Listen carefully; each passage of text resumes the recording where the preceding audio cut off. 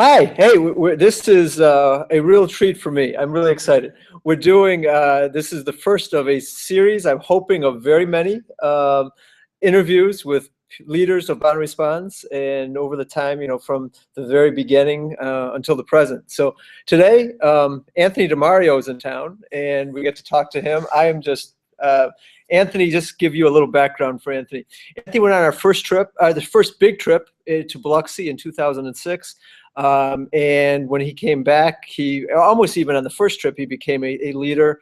And he and the next year, he and James Kane were the leaders that probably, if I had to say, okay, what made Bond Response grow from a little thing that was just going to be after Katrina to something that goes all the time. I think these two, James and Anthony, were two of them that did more than anyone.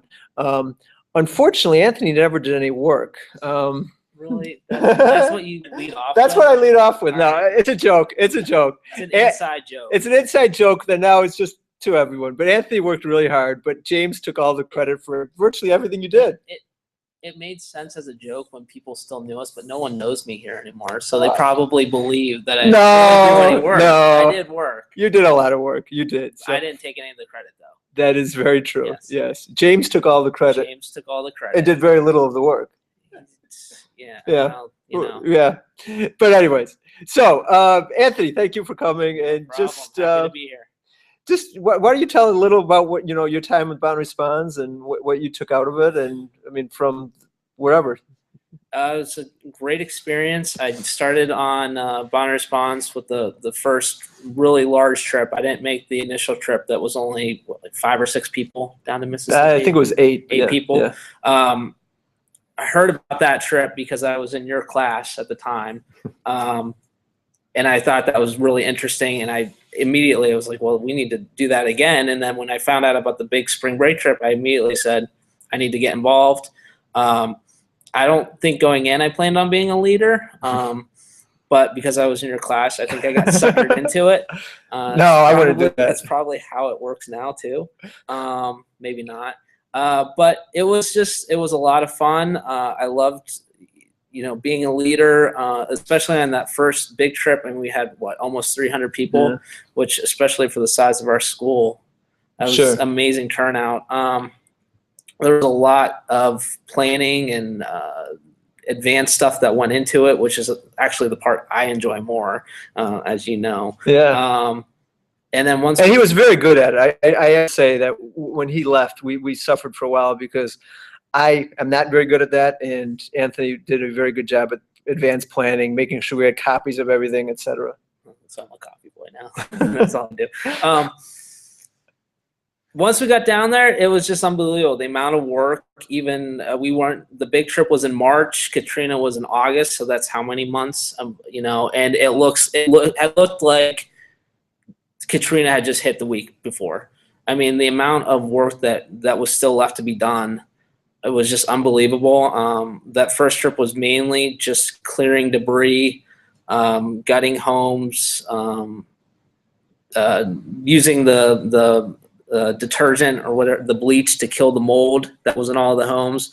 There wasn't a lot of rebuilding at that point, but the amount of work was just, it never stopped. I mean, we could have worked 24 hours a day if they let us.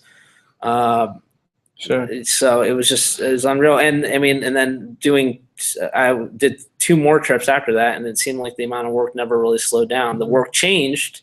Sure. There was a little bit more rebuilding, but it's just, it never stopped. So the first trip that you went on was in Biloxi. Yeah. The other trips you were in where? Past Christian. Past Christian, yes. And then I think Poplarville. Yeah. Out of Past Christian. Yeah, Remember the wasn't it tornado? Biloxi? Yep. The tornado hit north of Right. Past Christian. That was an interesting experience. What Jim's referring to. Are you talking about in Alabama? No, side trip? no, that was another trip as well.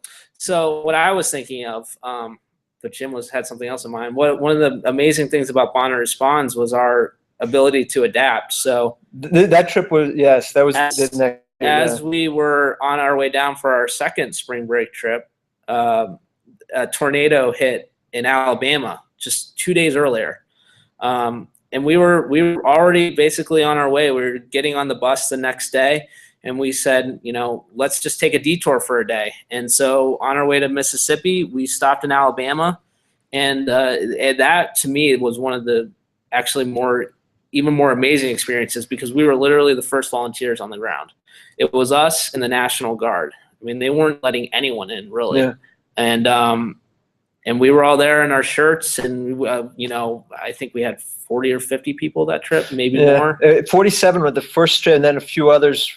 Brother Joe and a few others came in the next day. They drove down, so the second day. But being able to just adapt on a moment's notice. I mean, we already had all the equipment that we needed. It was just a matter of just changing our route and finding a place to stay for the night. And we were able to do that, and we were able to help. And just to hear the stories from the people that their homes were affected, and especially a tornado, it's such an unreal, it's so different from a hurricane. Because a hurricane is your entire city is more or less wiped out. The tornado, 3 blocks are destroyed, including I think it was high school. Yeah. Destroyed, but you go one block over this way, 1 block over this way, and there's no damage. This neighborhood, hearing their stories and how everyone in the neighborhood came together to help each other. It was it was only for, I think, a day or two that we were there, but that was a good experience. I hadn't thought about that trip in a while. That was an amazing trip in many ways. Were you the student leader? And I don't remember who was the student leader that was working with the 16-year-old girl who was crying. I don't think that was me. Okay. I think I'd remember that. Okay, so the story, it is an absolutely mind-blowing story. And I hate to steal your interview. No, go for it. Because I don't know it, so I want to hear it. So one of the student leaders was telling in the reflection at the end of the day that one of the girls there had been not working very hard. Her back was sore, etc. And she was a high school girl. And our student leader went up to her and said, you know, you don't need to do this. We can do it for you. You really don't need to do this for us. We can do this. And she started crying even more. Like, now she was basically bawling. And they said, no, I really do have to do it. And she then explained that the house that she was working in had been her friend's, one of her best friends had jumped on top of her in the high school when the roof collapsed. He had saved her, but in the process, he had died, and we were working on the house. And she said that was the least, at the bare minimum, that she could do to help the family. Never heard that story. Yeah, I mean, it's just an amazing. And I think that happens all the time. I mean, again, I don't want to steal the thunder, but the same type stuff happens in all these trips. It's just amazing.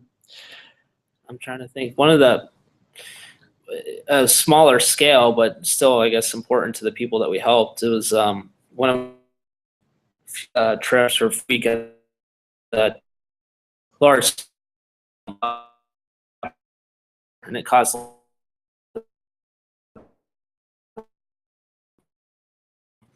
down branches, down trees, and going up there for, I think, 2 or 3 weekends in a row. Yeah, we ended up going up for 6 weekends at the time. It was overall, it was 6, yeah. Oh, wow. We missed one in between because of a storm. But yeah, it was 6 weekends. And again, I think that first week we were probably the first volunteers there. Pretty much, yeah. And that was that was Bond Respond's first project that we ever led completely. I mean, we always worked all hands or someone. Right. That was our first project that we actually led completely. And I don't know if you remember, but the group from Mississippi, All Hands now, donated some chainsaws to us because we had worked down there. And I would like to tell you, it's now 8.5 years later, and we are still using 2 of the 3 chainsaws that they donated. Wow. One of them blew up in Alabama, and it was no longer usable, but the other 2 are still being used 10 years later, or 8 years later, whatever it is. Wow. So do you still find someone to sharpen them? Yeah, sometimes. I often do sharpen them. I was always, somehow that became my job, because I think, I don't know, my attention to detail, and I didn't mind doing it, but yeah, I know you don't like doing it. I don't, but I do it. I've gotten a lot better at it, and yeah. So, One of the other things that I think you saw when you were at the sort of at the helm, we made the switch from just being a one-time disaster thing to multiple projects.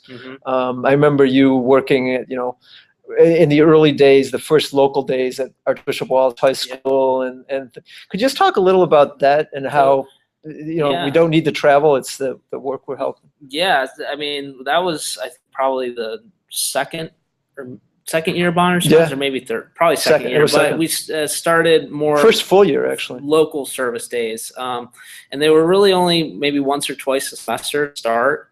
They usually involved going to a local high school and helping paint, or going to a park and cleaning up the park and finding, things like that needed painting, doing our work around St. Bonaventure's campus, just to improve its, the look and feel, and just cleaning up, basically little projects here and there, but I mean they make a big difference. And it was nice because I think more people could get involved, because there wasn't that huge commitment of saying, oh, I'm going to take my entire spring break and go volunteer for a week. If you wanted to just do it for one Saturday, that's all. You just needed one Saturday and you go and volunteer. And I think that really helped to get more people involved, because after that first experience, they said, oh, this is a lot of fun.